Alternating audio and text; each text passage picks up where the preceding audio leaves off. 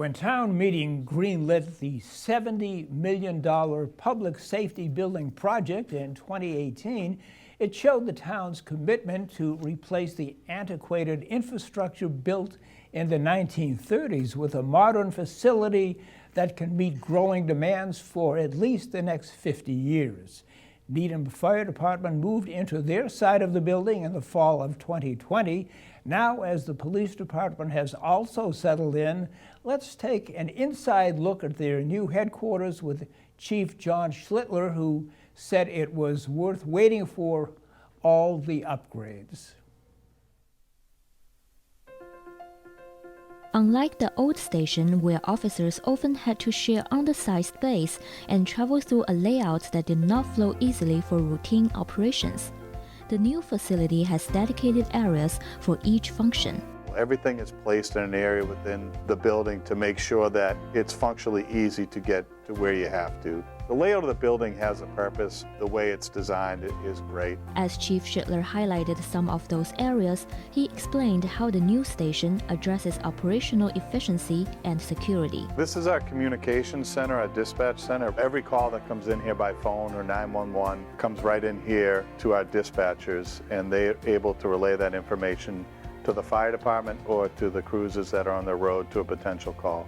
We got a whole new radio system that's much more efficient and safer for our officers, that there isn't an issue with officers not being able to communicate with dispatch center. You can see there are street cameras up here, so we're able to monitor traffic if there's accidents and so forth.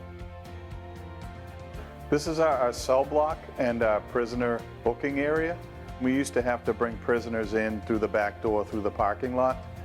We do have a sally port now where the officers will drive the vehicle in the garage, and when the two doors go down, then you'll be allowed to open up cell block area, but you can't open that door until the two outer doors are closed. So that's a safety area, so we don't have to worry about somebody trying to escape or flee. This is the booking area right here. The old station, it was a very closed and confined space, so when you had a prisoner that you were booking, they were within arm's reach of you, so they could lean over, damage some of the equipment, they could assault you. And so this process allows us to separate us from them, but it also has a barrier. And we're also not doing it in public.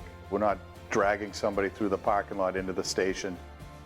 So this is our roll call room. This is where our patrol officers come with the shift supervisor prior to each shift. This TV here, we can pull up the shift complement. Talks about all the information that we've had that happened during the prior shifts.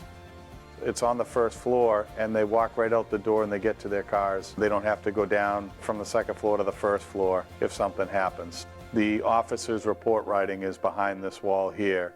And our report writing in the old station was in the hallway of the kitchen between dispatch and the eating area. So this provides, it's efficient in terms it's quiet, you can come in and get your work, and there's not a lot of the hustle and bustle. A community room that can accommodate at least 50 people provides space and technology for not only police and fire training, but also events engaging public participation. It's something that we didn't have in the previous building, so this is a quite functional, much appreciated room. The second floor provides enough space for administrative offices. Having them on the same floor helps facilitate communication. We're able to communicate with each other. We can just take a short walk to speak with the individuals that we need to. Many rooms are equipped with standing desks, designed to protect the long-term health of the employees. And so is the fitness room, which is shared between the police and the fire departments. The requirements of officers to try and maintain a level of fitness is something that's always there, and our ability for our officers to work out and stay fit is important. The new building also includes a firing range. Officers used to travel out of town to find one. We'd have to drive an hour to get there and then drive an hour to get back, and we had very limited time. This provides us with the opportunity to do training all year round, but we can also have a little bit more one-on-one time with the officers that may need some help. This is a climate-controlled area. We can do low-light training in here as well to simulate nighttime. A dedicated Milo simulator room allows officers to experience scenarios they might face in real life and respond with different levels of use of force.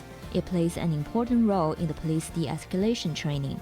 So we used to have to pack up everything, shut it down. And that really throws off the calibration of the system itself because everything's calibrated like a video game. We've changed the floor so it's safer for the weapons that we use as part of the simulator and also for officers when they're doing different type of tactical movements and so forth.